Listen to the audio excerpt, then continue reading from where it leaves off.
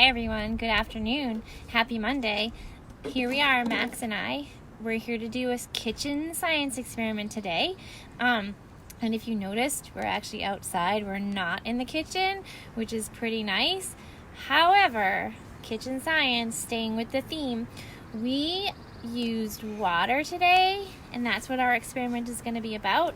We also used some gadgets. Oh, Max is showing the watering can. We filled this watering can with water. But what we're going to do today, using some recycling materials, is we're going to create a fountain that actually spouts water out, and we can control the water. So what I'm going to do is I'm first going to show you how we built this fountain and what we used. So basically, we used an empty soda bottle. However, you can use something similar, such as a water bottle, or you can find a soda bottle, or a Gatorade bottle, as Max says. The other thing you're going to need is a straw.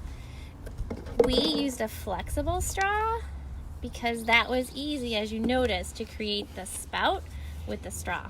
Now, in the side of your bottle, you want to poke a hole. I used a drill to make my hole, but you could use scissors. I'm sure you can find an adult at home to try to find a way to make a hole in the side of your bottle. You want the hole to be just big enough to hold the straw in. I also cut my straw a tiny bit to make it smaller. Now, the other thing that's important, after you put your straw in, you want to try to seal it. And sealing means we don't want water to leak out of this spout. So I use some duct tape. Maybe you have masking tape. Maybe you have some clay. Whatever you think to seal. And remember, to seal means you keep the water in because you don't want to leak. The one other thing you're going to need, we're going to use a balloon today. Now, to make this fountain work. So the two components that are important in this experiment is 1, water, and 2 is air. We can't see air, but we know that air is around us. So the balloon is actually going to be inflated at one point, and we're going to put it over the top of the fountain. Now the first thing I'm going to do, and if you notice, here's my straw.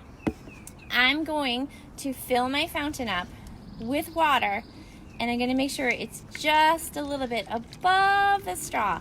Now, as I'm pouring, you might notice that my water is blue. Yes, I got this from the faucet. However, I used some food coloring, and I made it blue. The reason why I made it blue was because you could see how it works. It stands out better. Yes, Max. Now, you might not notice, but as I poured the water, some of the water went up into the straw. My water level is over the straw inside the bottle.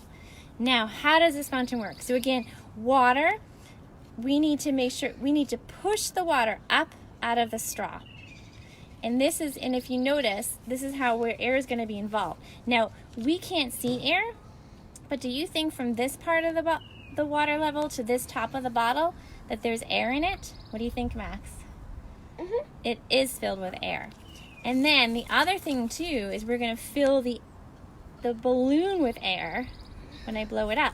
And do you think that if we push the balloon air down into the bottle air, will it create enough air pressure to push the water up? I wonder. And can we control it as well? That's the question. Now I'm going to adjust my bottle a little bit here. So here I go. I'm going to blow up the balloon. And again, we're working with air, and we're working air pressure and water.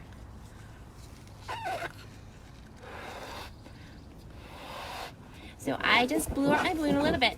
And now I'm going to twist it, because I don't want the air to rush out before I'm ready. And I'm also going to be able to control the air. So I'm placing the neck of the balloon over the top of my bottle very carefully. And now if you see, I have the balloon twisted,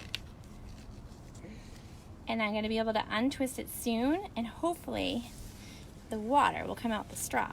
Now, kind of like a faucet on the kitchen sink, we turn the faucet on if we want the water to come out fast. It's leaking. We turn it fast. If we want to slow the water down, we slow the faucet down. So here we go. It's leaking. It's okay. Max is seeing how it's leaking a little bit from where I taped it, but that's okay. So I'm now untwisting the the balloon. I'm untwisting. And then, Twist. if you notice, out comes the water. Now, do I want to stop it? I can stop it, just like a faucet. It's okay, Max. Oh, we put our water fountain on a box, but that probably wasn't a good idea. Okay, so now I'm going to turn again. So the air from the balloon is pushing down into the air in the bottle, and it's forcing the water up out of the straw.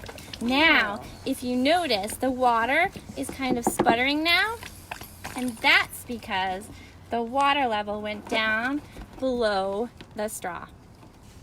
So what do you think? So air and water, and we made a fountain. Now, you can keep doing this because you can fill your bottle up with some more water, and then you can use your balloon. I still have some air.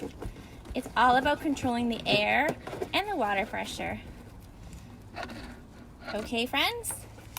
So I want to remind you, it's fun to be outside, and you can do science outside. I want you to enjoy that sunshine today. I'm going to release some more air. There it goes. Uh-oh. And I hope you try this at home too. Remember, it's pretty simple. Today's science, you just need water, a bottle, and straw, and a balloon. All right, we'll see you again soon. I hope everybody is doing great.